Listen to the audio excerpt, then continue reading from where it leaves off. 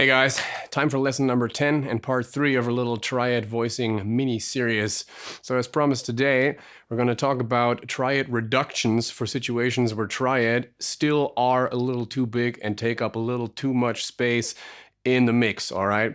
Before we get to that though, I want to shout out a couple of guys that have really been helping me out big time. John of Ronin Guitars and Juha of Rokangas Guitars, two absolute legends. And then also Chrissy of Barefoot Buttons and Ayumi of Singing Crane, who have been spreading the love big time. Thank you guys so much. All right, let's get right to it. So sometimes you find yourself in a situation where even a Triad still takes up too much space, or it may sound a little too cluttered and too tightly voiced, right?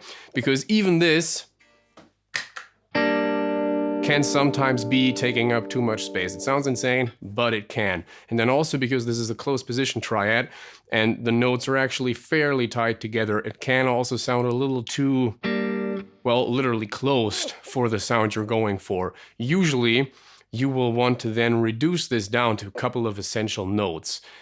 Now, a Triad is already kind of reduced down to its most essential notes, but you won't be doing this when you're the only guy playing, right? This is not a solo concept. This is a concept for when you're part of a mix and there's a lot of other guys probably already covering all the notes necessary, so you can kind of feel free to leave some of them out, all right? Two ways to go about it. You can either, let's say we have a Triad like this one. It's a G minor Triad, right? First position G minor Triad. Now we can either play the upper third of that voicing, or we can play the lower third of that voicing, leaving out the root or the fifth, respectively. That's something we could do. There's, like I said, a good chance that both of these notes will be somewhere else in the mix, so you're fine leaving them out.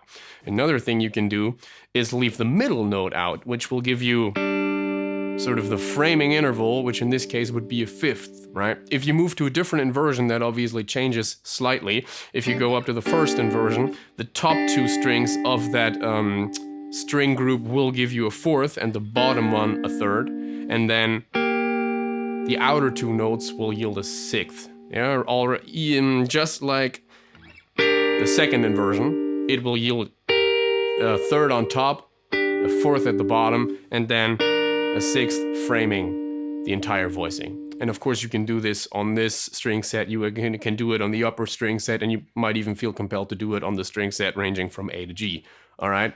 That's quite possible. So, let me talk you through what I played in the intro to kind of demonstrate that concept, all right?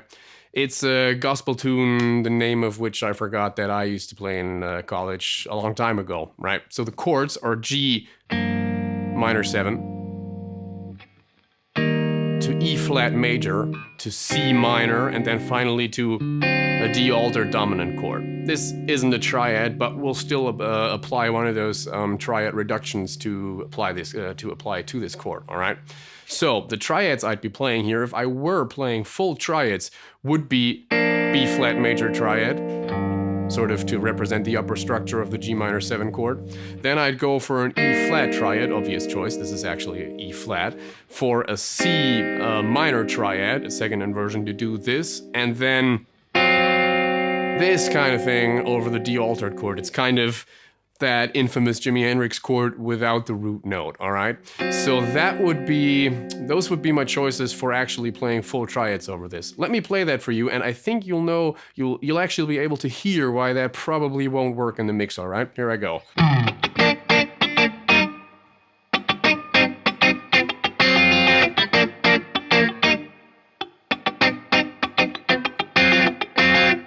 Right? That is already pretty dense and big in a sense, because we're talking about a funky part, right? A funky part has to be super compact and poke through the mix and have more of a percussive quality than an actual harmonic quality. So that note down there on the D string is actually a little overbearing already. So how about what I played in the beginning? That will probably work well. We could go higher, but in relation to the mix, this makes a lot of sense, which you, I know, don't have for reference, but trust me on that. So my process builds on what we did in part 2 and part 1 of this little triad series. I first actually mentally figure out the triads, like I just showed you, that I want to be playing over this progression. And then I literally just choose 2 strings from those 3 in the combination that I see fit to play over this. That is all that's going on. No magic involved here for reducing these triads down to what might fit the song better than the full triad. Now, my personal experience is, this has to be decided on a case basis, obviously, but my personal experience is that those 3rd and 4th groupings, so if you use 2 adjoining strings, those are usually better suited to sort of this funky thing where you're trying to poke through. And the 6th and 5th intervals that that you get by playing the outer 2 strings of a close position triad voicing are usually better suited to like a singer-songwriter or like a real mellow context, because they're more spacious, they're more open, the 2 notes are further apart, right? Let's take this example, this progression, for example, an A minor, down to an F major, back to an A minor, then to a G major, then up to D minor, back to the F major, and then to the C major, and back down to the G major. That I would voice like this with triads.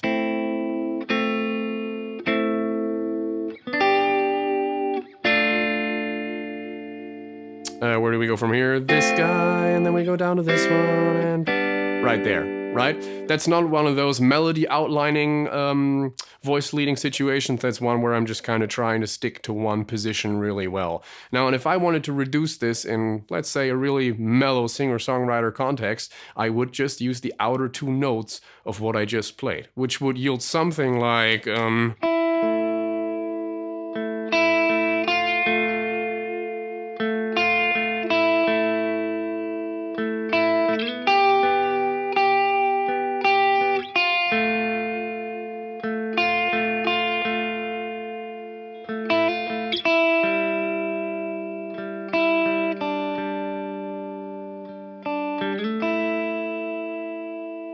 right?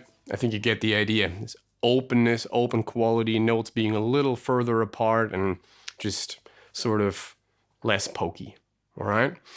Those are 2 great options to work your triad voicings into a mix if even a full triad is either too big or a little too tightly voiced for your taste or the situation you may find yourself in. That was lesson number 10. Thank you guys so much, and hopefully see you tomorrow.